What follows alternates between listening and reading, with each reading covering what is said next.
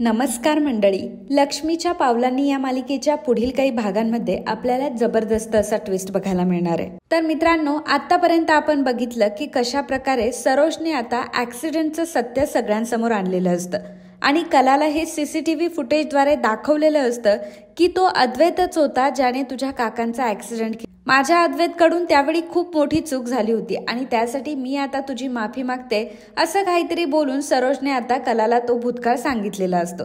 त्यामुळे कलाला खूप मोठा धक्का बसलेला असतो की चांदेकर या सगळ्या गोष्टीच्या मागे होता। ऑलरेडी कलाला त्या व्यक्तीचा खूप राग आलेला होता की ज्या व्यक्तीने तिच्या काकांचा ऍक्सिडेंट घडवला। त्यांना पोलीस स्टेशन मध्ये सुद्धा न्याय मिळाला नाही कारण समोरची पार्टी ही श्रीमंत होती। त्यांनी पैसे देऊन सगळी काही केस दाबली होती आणि ते पैशावाले श्रीमंत माणसं चांदेकर होते हे तिला आता कळलेलं असतं। त्यामुळे कलाला मात्र या गोष्टीचा खूप मोठा धक्का बसतो। तरी सुद्धा तिचं एक मन असतं जे मानत नसतं की खरंच हे सगळं अद्वैतने केलंय का। त्यामुळे ती म्हणत असते की नाही, जोपर्यंत मला अद्वैत या सगळ्या गोष्टी स्वतःहून सांगत नाही तोपर्यंत मी मात्र कोणावरही विश्वास ठेवणार नाही। पण आता अद्वैत स्वतः कलाला म्हणतो की खरे तुला आईने जे काही सांगितलं ते खरं आहे। तुझ्या काकांचा खरे गुन्हेगार मी आहे आणि तुझ्या काकांचा ऍक्सिडेंट माझ्याच गाडीखाली झाला होता। त्यावेळी मी प्रचंड घाबरलो होतो आणि त्यावेळी मी मात्र कशातच इन्व्हॉल्व नव्हतं। परंतु प्लीज मात्र तू माझ्यावर विश्वास ठेव, मला चुकीचं समजू नको। माझं असं करण्याचा काही एक उद्देश नव्हता।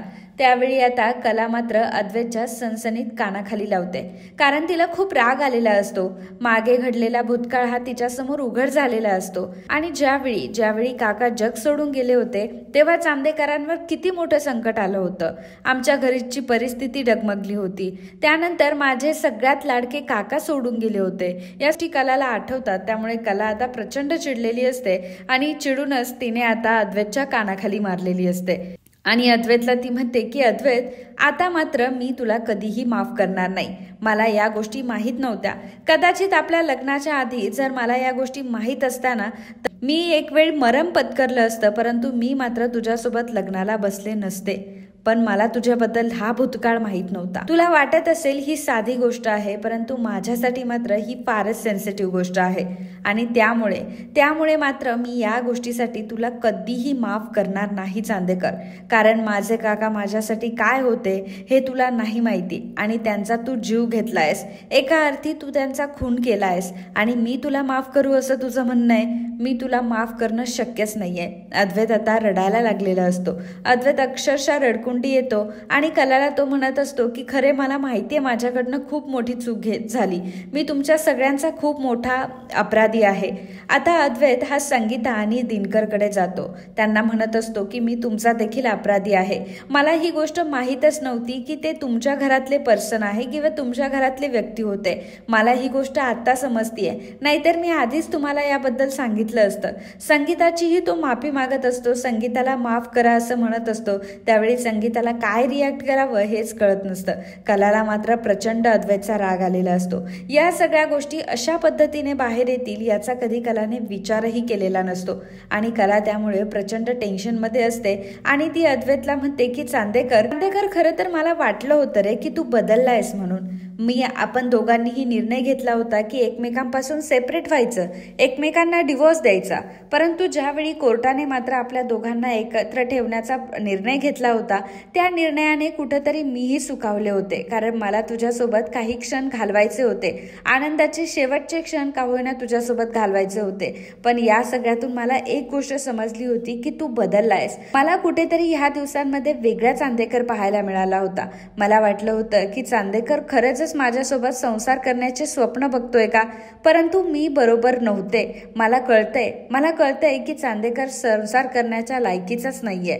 खरं तर त्याला नात्यांची किंमत नाहीये, नात्यांबद्दल त्याला कुठलाही आदर नाहीये आणि ज्या प्रकारे चांदेकर तू त्यावेळी वागलायस ना, आता त्या गोष्टीसाठी मी मात्र तुला कधीही माफ करू शकणार नाही। कारण तिथे प्रश्न माझ्या काकांचा आहे.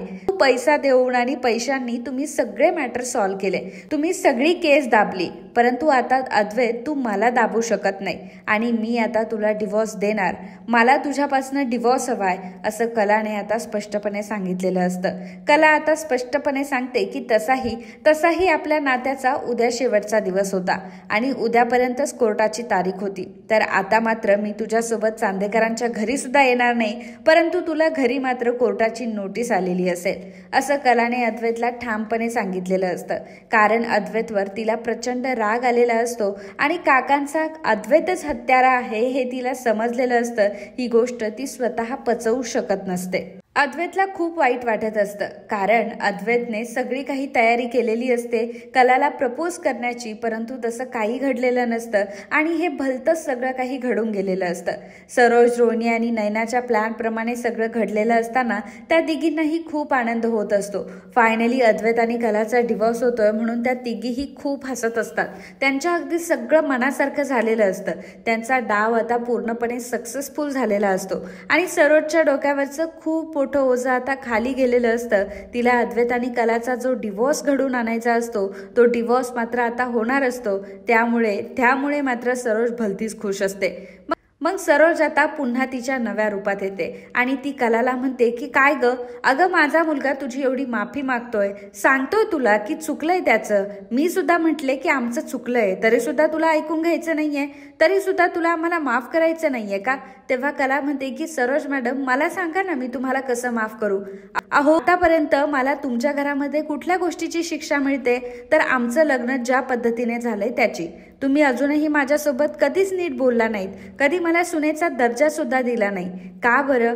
याचं कारण फक्त एक होतं की माझी बहीण लग्नातून पळून गेली आणि तिच्या जागी मला लग्न तुमच्या मुलाशी करावं लागलं.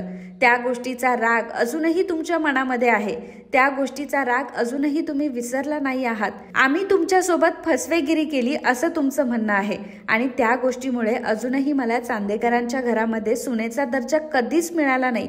कधी मला कोणी आबा आणि रजनी काकू सोडलं तर मला कधी कोणी ऍक्सेप्ट केलं नाही. आणि अशा या परिस्थितीत मला हे तुम्ही सांगताय की आम्ही तुझी माफी मागतोय तरी सुद्धा तू हे सगळं का बोलतीयस ते? अहो इथे माझे काका जे होते ते जीवानीशी गेले होते आणि त्यांच्या जीव जाण्याचं कारण फक्त आणि फक्त त्यावेळी अद्वैत होता. एवढंच काय तर अद्वैत त्यावेळी पळून गेला.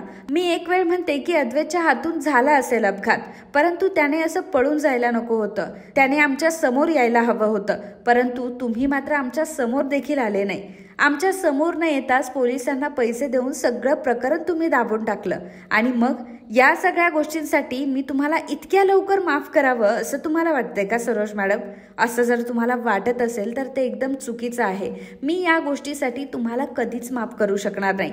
मी चांदेकरला सुद्धा या गोष्टीसाठी कधीही माफ करू शकणार नाही. कलाने असं स्पष्टपणे सांगितलेलं असतं आणि कला आता अद्वैतला हेही सांगते की अद्वैत तुला उद्या डिवोर्सची नोटीस येईल, डिवोर्स पेपरवर सह्या करून मला पाठवून दे, कारण आता चांदेकरांच्या घरात पुन्हा येण्याची माझी अजिबातही इच्छा नाहीये.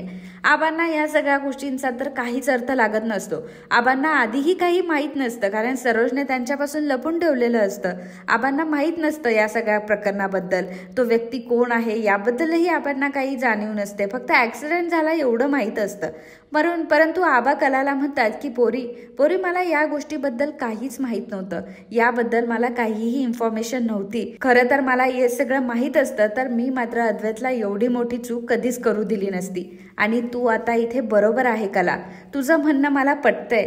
इथे प्रश्न तुझ्या काकांचा आहे. तुझ्या काकांच्या पुण्यतिथीच्या दिवशी हा आज टॉपिक तुम्हाला समजलाय आणि खरं तर तू इथे अजिबात चुकीची नाहीये. चूक आमची झालीये. आम्ही तुझ्यासोबत खूप मोठा विश्वासघात केलाय, खरे कुटुंबासोबत आम्ही अन्याय केलाय आणि यासाठी मी चांदेकर म्हणून तुझी माफी मागतोय. आणि तुझं म्हणणं अगदी बरोबर आहे. इथे चुकलाय तर अद्वैत खरोखर चुकलाय, इथे चुकली आहे सरोज पण चुकली आहे, आम्ही सगळे चांदेकर इथे चुकलो आहोत आणि तुला मात्र आमच्यावर रागवण्याचा, आम्हाला बोलण्याचा पूर्ण अधिकार आहे. त्यामुळे आम्ही तुला काही एक म्हणणार नाही असं आबांनी आता स्पष्टपणे कलाला सांगितलेलं असतं. कला आबांना काहीच म्हणत नाही. आबांना ती म्हणते की आबा आता मी पुन्हा त्या घरामध्ये येणार नाही, परंतु तुम्ही मात्र तुमची काळजी घ्या, तुमच्या गोळ्या वगैरे व्यवस्थित घेत जा. तुम्ही जर गोळ्या चुकवल्या तर तुम्हाला त्रास होतो. तुम्हाला त्रास होऊ नये म्हणून मी तुम्हाला या सगळ्या गोष्टी सांगते. प्लीज तुमच्या तब्येतीची काळजी घ्या. तब्येतीकडे अजिबात दुर्लक्ष करू नका. मी नाही आहे म्हणून जेवायचं नाही किंवा मी नाही आहे म्हणून नाश्ता करायचा नाही, माझ्या हातचं खायचं आहे असा हट्ट करू नका. आणि प्लीज स्वतःची काळजी घ्या असं ती आबांना सांगत असते. रजनीला सुद्धा ती सांगत असते की रजनी काकू, खरं तर मी आता किचनमध्ये तुमच्यासोबत नसणार आहे, त्यामुळे प्लीज तुम्ही सगळं काही किचन व्यवस्थित सांभाळून घ्या. सगळ्यांसाठी रोज नाश्ता बनवत जा, जेवण बनवत जा, सगळ्यांना व्यवस्थित सांभाळून घेत जा. सोहमलाही ती म्हणते की सोहम सॉरी, आता इथून पुढे जर मला काही खरंच कुठल्या चांदेकर सोबत शेअर करावं असं वाटलं तर माझ्यासाठी आधी तू होतास तो, परंतु आता मात्र तू नसशील. आणि आता मात्र तुलाही जर काही गोष्टी शेअर करायच्या असेल तर आपल्या आईसोबत शेअर करत जा. खरंच रजनी काकू खूप चांगल्या आहेत आणि तू खूप लकी आहेस की तुला त्यांच्यासारखी आई मिळाली. रोहिणीला ती म्हणते की रोहिणी मॅडम, मला माहिती आहे की तुम्हाला मी कधीही आवडले नाही, परंतु मी मात्र माझ्या कर्तव्यामध्ये कधीही कमी पडणार नाही. माझ्याकडनं जर काही चुकलं असेल तर मला माफ करा. ही सेम गोष्ट सरोजला ती सुद्धा म्हणते की सरोज मॅडम, एवढं सगळं झालं असताना सुद्धा मी तुमची मनापासून माफी मागते जर मी तुमचं कधी मन दुखावलं असेल तर. मी कधीही तुमच्यासोबत कुठलीही गोष्ट जाणून बुजून केली नाही. आणि हो, मी तुम्हाला तो धक्का कधीच मारला नव्हता, कधीही मी तुम्हाला फिरून बोललेली नाहीये. सगळं करूनही तुमचं मन जर दुखावलं असेल तर मला माफ करा. कला आता नैनाला म्हणते की नैनाताई, मला माहिती आहे की जेव्हापासून तू त्या घरामध्ये आली आहे तेव्हापासून तुझं वागणं त्या घरामधलं मी बघितलंय आणि खरंच तू एक सून म्हणून कुठलेही कर्तव्य पार पडत नाही. मला एक तुला एवढंच सांगायचं आहे की आता मी तिथे नसणार आहे. चांदेकरांची सगळी जबाबदारी ही तुझ्यावरती आहे. एक सून म्हणून चांदेकरांसोबत तुला उभं राहायचंय, चांदेकरांसाठी तुला लढायचंय. आता तुला प्रत्येक गोष्टीकडे लक्ष देणं आहे, कारण तूच आता चांदेकरांची सून आहेस आणि मला माहिती आहे की तू या सगळ्या गोष्टी नीट सांभाळून घेशील असं कला नैनाला म्हणते. तर नैना मात्र तिच्या सगळ्या गोष्टींकडे इग्नोर करत असते. तर राहुललाही ती समजावून सांगते की राहुल, मला माहिती आहे तुझ्या हातून चुका झाल्या, परंतु पुन्हा तू अशा चुका करणार नाही असं मला वाटतंय. आणि आता तू देखील आता तू सुद्धा बिझनेसमध्ये लक्ष घाल आणि बिझनेसमध्ये यश देखील कमव असं प्रत्येकाशी ती बोलत असते. कला प्रत्येकाला समजावून सांगते, परंतु अद्वैतला मात्र ती काहीही बोलत नाही. मग त्यानंतर सगळे चांदेकर आता घरी निघून गेलेले असतात. अद्वैत जेव्हा त्याच्या रूममध्ये येतो तेव्हा ते डेकोरेशन बघून त्याला फार वाईट वाटत असतं, कारण त्याचा प्लॅन असतो की जेव्हा कला ही चांदेकरांसोबत घरी येईल तेव्हा हे डेकोरेशन तिला दाखवून मी तिला माझ्या मनातल्या सगळ्या काही गोष्टी सांगणार आहे. मी माझं मन तिच्या समोर मोकळं करून मी तिला प्रपोज करणार आहे. अद्वैतचं खूप मोठं हे स्वप्न असतं, परंतु स्वप्नच राहिलेलं असतं आणि खाली फक्त ती डेकोरेशनची रूम त्याला दिसत असते आणि त्याला सगळ्या गोष्टींवर खूप राग येत असतो, खूप त्याची चिडचिड होत असते. त्यामुळे सगळं डेकोरेशन आता तो हाताने खाली घेतो आणि त्यावर राग सगळ्या गोष्टी इकडे तिकडे तो फेकत असतो. त्यावेळी सरोज मात्र हे सगळा प्रकार बघत असते. सरोज मनामध्ये म्हणत असते की अद्वैत, तुला या सगळ्या गोष्टीचा आता त्रास होईल, परंतु नंतर मात्र तू मला थँक्यू म्हणशील, कारण ती मुलगी तुझ्या आयुष्यातून जाणं हेच तुझ्यासाठी भलं आहे. तुला आता वाईट वाटेल, परंतु नंतर मात्र तुझ्यासाठी ही सगळ्यात चांगली गोष्ट असेल असं सरोज मनामध्ये म्हणते आणि तिथून निघून जाते. परंतु अद्वैत आता हार मानायला तयार नसतो. त्याला वाटत असतं की नाही, मला काहीही करून कलाला पुन्हा चांदेकरांच्या घरी घेऊन यायचंय आणि माझ्या मनातल्या भावना तिला सांगायच्या आहे. परंतु आता मात्र कला माझ्यावर खूप रागवलेली आहे, मला डिवोर्स देण्याच्या गोष्टी ती करते आणि एवढं सगळं प्रकरण झाल्यानंतर ती मात्र चांदेकरांच्या घरी येणार नाही असं अद्वैतला वाटत असतं. त्यामुळे अद्वैत विचार करतो की जाऊ दे, कला जर इथे येणार नसेल तर मी मात्र कलाकडे जात जाईल. दुसऱ्या दिवशी सकाळी उठून ऑफिस वगैरे सगळं सोडून कलाच्या घरी आता अद्वैत गेलेला असतो. दरवाजा वाजवतो, कला दरवाजा उघडते तर अद्वैत तिला समोर दिसतो. अद्वैतचा तिला राग असतो, त्यामुळे कला डायरेक्टली दरवाजा बंद करून घेते. ती काही बोलत नाही. संगीता कलाला म्हणत असते की अगं कले, असं का वागतीये तू जावई बापूंसोबत? अद्वैतरावांनी सांगितलं ना की त्यांच्याकडनं ते चुकून झालं होतं, त्यांनी कुठल्याही हेतूने ते केलं नव्हतं आणि याबद्दल त्यांना काहीही माहिती नव्हती, म्हणून त्यांनी आपल्याला आतापर्यंत सांगितलं नाही ना. पण जेव्हा त्यांना कळलं तेव्हा त्यांनी सगळ्या गोष्टी सांगितल्या आपल्याला, परंतु कला मात्र गोष्ट ऐकायला तयारच नसते. तर अद्वैत सुद्धा खिडकीतून कलाला म्हणत असतो की खरे माझे एकदा तरी म्हणणं ऐकून घे ना, तू कला मात्र तिचं म्हणणं ऐकायला तयारच नसते. मग अद्वैत म्हणतो की ठीक आहे खरे, आता जोपर्यंत तू माझ्याशी बोलत नाही, जोपर्यंत तू बाहेर येत नाही, तोपर्यंत मात्र मी इथेच तुमच्या घराच्या समोर बसून राहणार आहे, तुमच्या घराच्या अंगणात बसून राहणार आहे. मग तूच आता ठरव की तुला कधी यायचंय ते. आणि बघ तू की मी माझा फोन वगैरे सुद्धा स्विच ऑफ करून ठेवतोय. मला आता कोणाचंही काही घेणं देणं नाहीये. मला फक्त तुझ्याशी बोलायचंय, हेच माझ्यासाठी अंतिम ध्येय असेल. कला मात्र अद्वैतच्या बोलण्याकडे दुर्लक्ष करते. अद्वैत हा अंगणात बसलेला असतो. पूर्ण एक दिवस उजाडलेला असतो. दिवस आता निघून गेलेला असतो. रात्र होत आलेली असते, तरी सुद्धा अद्वैत हा अंधारातच बसलेला असतो आणि बाहेर बसलेला असतो. त्यावेळी कला मात्र खिडकीतून अद्वैतला मधून मधून बघत असते. तिला वाटतं की अद्वैत आत्ताच उठून जाईल, मगच उठून जाईल, परंतु अद्वैत मात्र काही उठून जात नसतो. अद्वैत तिथेच बसलेला असतो. कला आता नंतर झोपायला निघून जाते. तिला वाटतं की आता अद्वैत द ग्रेट अद्वैत चांदेकर आहे आणि त्याला झोप किती प्यारी आहे हे मला सोडून कोणालाही माहित नाहीये. तो किती परफेक्शनिस्ट आहे की त्याला वेळेत झोपावं लागतं आणि तसंही हा त्याचा झोपेचा वेळ आहे. मला माहिती आहे की चांदेकर आता झोपून जाईल आणि तो आता घरी निघून जाईल, कारण त्याला झोप येत असेल. त्यामुळे कला आता तिच्या बेडरूममध्ये जाते आणि स्वतः झोपून घेते. परंतु अद्वैत मात्र अंगणातच बसलेला असतो. तो मात्र काही झोपायला गेलेला नसतो. असंच अर्ध्या रात्री कलाला जाग येते आणि ती विचार करते की चांदेकर गेला असेल का, एकदा बघते. म्हणजे तो गेलाच असेल माहितीये मला, म्हणून एकदा खिडकीत येऊन बघते तर अद्वैत अजूनही त्याच जागेवर बसलेला असतो. ते बघून आता कलाला काळजी वाटू लागते. चांदेकरने खरंच सिरियसली घेतल्यात ह्या गोष्टी, त्यामुळे तो आता काही हटायला तयार नाही हे कलाला समजलेलं असतं. परंतु कला सुद्धा काही कमी नसते. तिला सारखी एक गोष्ट आठवत असते की ह्या चांदेकरमुळे माझ्या काकांचा जीव गेलाय, मी याला कसं काय माफ करू. त्यामुळे कला आता खिडकीच बंद करून घेते आणि जाऊ देत, तुला जेवर बसायचंय तेवर बस असं म्हणून कला आता दरवाजा वगैरे खिडक्या बंद करून घेते आणि स्वतः झोपायला जाते. परंतु तिला काही झोप वगैरे येत नसते, कारण कुठेतरी चांदेकर तिकडे अंगणात बसलेला असतो. आता ही गोष्ट तिला समजलेली असते. सकाळ झालेली असते तरी सुद्धा अद्वैत हा अंगणातच बसलेला असतो. सकाळ झाल्यानंतर खरेंच्या घरी आता लगबग सुरू झालेली असते कामाची. सगळेजण काम करत असतात. बाहेर येऊन पाणी तापवणं असेल, बाहेर येऊन काम करणं असेल, या सगळ्या गोष्टी चाललेल्या असतात. अद्वैत मात्र तिथेच बसलेला असतो.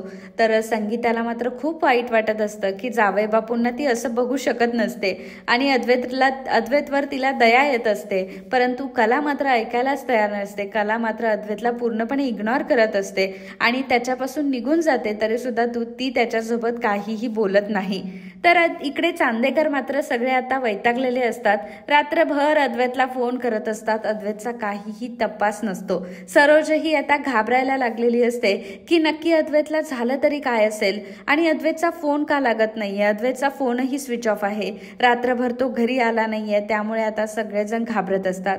सगळ्यांना प्रचंड टेन्शन आलेलं असतं. आबांना, सरोजला, घरातलं प्रत्येक जण टेन्शन मध्ये असतो. रोहिणी आणि नैना त्यावेळी विचार करत असतात की चला, जर अद्वैत पुन्हा घरात परत नाही आला तर ते आपल्यासाठी खूप मोठं वरदान असेल. अद्वैतने रात्रीपासून काहीही खाल्लेलं नसतं हे गोष्ट कलाला माहीत असते. त्यामुळे कला ही घरामध्ये जाते आणि संगीताला म्हणते की आई, त्या चांदेकरला काहीतरी खायला नेऊन दे, कारण तसंही तो रात्रभरापासून तसाच बसलेला आहे आणि आपल्या घरातून तर कुठलाही माणूस हा उपाशीपोटी जात नाही आणि त्या भावाने मी तुला सांगतेय की त्याला काहीतरी जेवायला नेऊन दे. तर संगीताला कळत असतं की कलाच्याही मनात अद्वैत बद्दल तुटतंय, परंतु कला आता मान्य करणार नाही. संगीता अद्वैतला जेवायला नेऊन देते, परंतु अद्वैत जेवणही करत नसतो. तो म्हणत असतो की नाही, जोपर्यंत खरे माझ्याशी बोलत नाही तोपर्यंत मात्र मी काहीही करणार नाही आणि तोपर्यंत मात्र मी जेवणार सुद्धा नाही. तर अद्वैत आता असं म्हटल्यावर कलाला कळतं की चांदेकर आता काही त्याच्या जिदवर अडलाय आणि तो आता काही ऐकायला तयार होणार नाही. पुन्हा एकदा दिवसही पूर्ण उजाडून गेलेला असतो. आता रात्र आलेली असते. अद्वैत अजूनही अंगणातच असतो, कारण कला त्याच्यासोबत बोलायला आलेली नसते. शेवटी आता कलाला अद्वैतची खूप दया येते. तिला कळतं की जर अद्वैत असाच इथे बसून राहिला तर त्याची तब्येत बिघडेल. त्यामुळे कला आता अद्वैत सोबत बोलण्याचं ठरवते. जेव्हा सर्वजण झोपतात तेव्हा मात्र कला बाहेर आलेली असते आणि अद्वैतला म्हणते की बोल, काय बोलायचंय तुला आणि काय इथे बसून तुला नक्की काय असं साबित करायचंय, काय गोष्टी साबित करायच्या आहे तुला, या सगळ्या गोष्टी करून माझ्या काकांचा जीव परत येणार आहे का, आणि हे सगळं करून तुला नक्की काय सिद्ध करायचंय कळेल का मला चांदेकर, प्रत्येक वेळी तुला तुझी मनमानी करायची असती, तुझ्या म्हणण्यानुसार सगळ्यांनी गोष्टी करायच्यात का, दुसऱ्यांना काही मन नाहीये का, दुसऱ्यांना काही भावना नाही आहेत का, प्रत्येक वेळी तुझंच ऐकायचं का दुसऱ्याने. म्हणतो की नाही खरे, मी तुला कधीही पुन्हा अपेक्षा करणार नाही की तू माझं सगळं काही ऐक, परंतु आता मात्र तू माझं ऐकून घे. कला म्हणते की चांदेकर हे बघ, मला तुझा प्रचंड राग आलेला आहे आणि तसंही मी तुला डिवोर्सच्या नोटीस पाठवलेले आहे, त्यामुळे लवकरात लवकर डिवोर्स पेपरवर साईन करून मला दे, कारण इथे राहण्याची माझी अजिबातही इच्छा नाही आहे, असं कलाने आता स्पष्टपणे सांगितलेलं असतं. अद्वैत म्हणतो की खरे मला माहिती आहे की माझ्याकडनं चूक झाली आहे, परंतु हे बघ आता मी तुला जे काही सांगतोय ना ते माझं एकदा माझं शांत डोक्याने ऐक. हे बघ खरे, मला माहिती आहे की त्या दिवशी मी रस्त्यावरनं चाललो होतो, रस्त्यावरनं गाडी मी चालवत होतो, गाडीचं स्पीड नॉर्मलच होतं, तुझे काका हे डायरेक्टली गाडीसमोर आले आणि त्यावेळी माझा ब्रेक लागला नाही आणि नेमकं ते गाडीखाली आले माझ्या, आणि त्यावेळी त्यांचा जीव देखील गेलेला होता. त्यावेळी मी प्रचंड घाबरलो होतो, मला काय करावं तेच कळत नव्हतं, कारण माझ्यासमोर पहिल्यांदा असा किस्सा घडला होता. माझा इथून मागे कधीही गाडी एवढ्या वर्ष मी चालवली, परंतु कधीही माझा ऍक्सिडेंट झाला नाही आणि तो माझा पहिला ऍक्सिडेंट होता, आणि त्यामध्ये कोणाच्या तरी माणसाचा मी जीव घेतलाय ही भावना माझ्या मनाला खूप खात होती. मला त्यावेळी काही कळत नव्हतं. त्यावेळी सगळ्यात पहिल्यांदा मी आईला फोन केला असताना आईने मला सांगितलं की तू ज्या अवस्थेत आहे त्या अवस्थेत डायरेक्टली घरी निघून ये. आईने मला घरी यायला सांगितलं, त्यामुळे मी आईचं ऐकलं. त्यावेळी मी नाबालिक होतो, मला जास्त काही माहीत नव्हतं आणि बिझनेस सुद्धा मी काही सांभाळत नव्हतो, त्यामुळे मी आईने सांगितल्यामुळे लगेचच घरी निघून गेलं. त्यानंतर काकांनी आणि आईने दोघांनी मिळून सगळ्या गोष्टी सहन केल्या. खरे तुला माहीत नसेल, परंतु तुझ्या काकांच्या ह्या ऍक्सिडेंटमुळे मी स्वतः मात्र 2 वर्ष डिप्रेशनमध्ये होतो. मला काहीही कळत नव्हतं. मी माझा बिझनेस सगळं काही सोडून दिलं होतं. मी ऑफिसला सुद्धा जात नव्हतो. त्यातून ते 2 वर्ष मायनस झाले होते आणि खरंच सांगतो मी या सगळ्या गोष्टींची खूप टेन्शन घेतलं होतं. आईला, घरातल्या कोणालाच माझं टेन्शन बघवत नव्हतं. शेवटी आईनेच मला या सगळ्यातून बाहेर काढलं आणि मला त्या CCTV फुटेजबद्दल काहीही माहीत नाहीये. मी कधीही पोलीस स्टेशनमध्ये सुद्धा गेलो नाही. आईने आणि काकांनी ते प्रकरण कशा प्रकारे हँडल केलं मला माहीत नाहीये. कदाचित आईचा मी मुलगा या नात्याने आपल्या मुलाला वाचवण्यासाठी आईने कदाचित ते प्रयत्न केलेही असतील.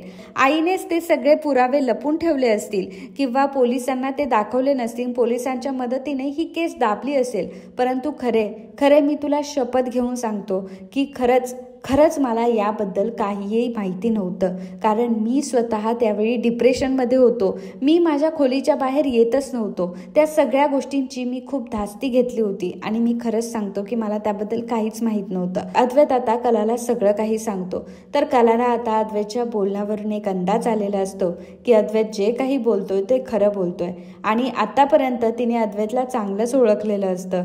अद्वैत सोबत तिने 1 वर्ष संसार केलेला असतो आणि त्यातून तिला समजतं की चांदेकर कधी खोटं बोलतो आणि कधी खोटं बोलत नाही. ते ज्या प्रकारे अद्वैतच्या डोळ्यात पाणी असतं आणि अद्वैतच्या डोळ्यात पाणी असताना तो जे बोलत असतो ते किती खरं असतं हे कलापर्यंत पोहोचत असतं. त्यामुळे तिला त्यावेळी कुठल्याही पुराव्याची गरज लागत नाही आणि तिला समजलेलं असतं की जे काही घडलं ते अद्वैतकडून चुकून घडलं होतं. आणि जो माझ्याकडे प्रश्न होता की ही केस दाबली गेली श्रीमंत मुलाला गुन्ह्यात अडकून न देण्यासाठी, अरे त्याच्या बाजूने सगळा निकाल लावला गेला. परंतु जर अद्वैत डिप्रेशनमध्ये असेल तर खरंच त्याला या गोष्टी माहीतच नसतील. आणि बरोबर आहे अद्वैतचं, आणि अद्वैत खरं तर बरोबर बोलत असेल असं आता कलाला त्या खात्री पटलेली असते. आणि कला आता विचार करते की नाही, कलाने आता ठरवलेलं असतं की ती चांदेकरला माफी देणार. परंतु त्यावेळी ती काहीही अद्वैतला बोलत नाही, परंतु अद्वैतचं म्हणणं तिने ऐकून घेतलेलं असतं. आणि मग ती अद्वैतला म्हणते की ठीक आहे चांदेकर, आपण या सगळ्या गोष्टीवर नंतर बोलूयात, परंतु आता तू जेवून घे, मी तुझ्यासाठी पटकन जेवण घेऊन येते.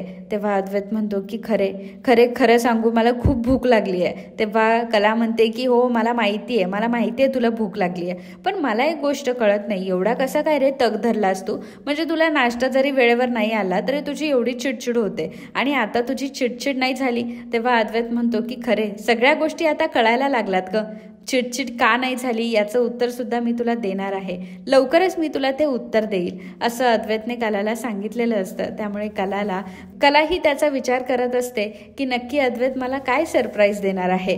तर अद्वैतने आता कलाला सगळं काही तिच्यासमोर सांगितलेलं असतं. त्यामुळे कलाला अद्वैतचं म्हणणं पटलेलं असतं आणि कला आता अद्वैतला ॲक्सिडेंटबद्दल अजिबात जबाबदार ठरवत नाही. तिला कळलेलं असतं या सगळ्या गोष्टी चुकून घडल्या आहेत त्या. तर मित्रांनो, आजच्या या ट्विस्ट एपिसोडबद्दल तुम्हाला काय वाटलं याबद्दलचं तुमचं मत आम्हाला नक्कीच कळवा. आणि तुम्हाला जर हा आजचा ट्विस्ट एपिसोड आवडला असेल तर व्हिडिओला लाईक आणि कमेंट करायला विसरू नका. धन्यवाद.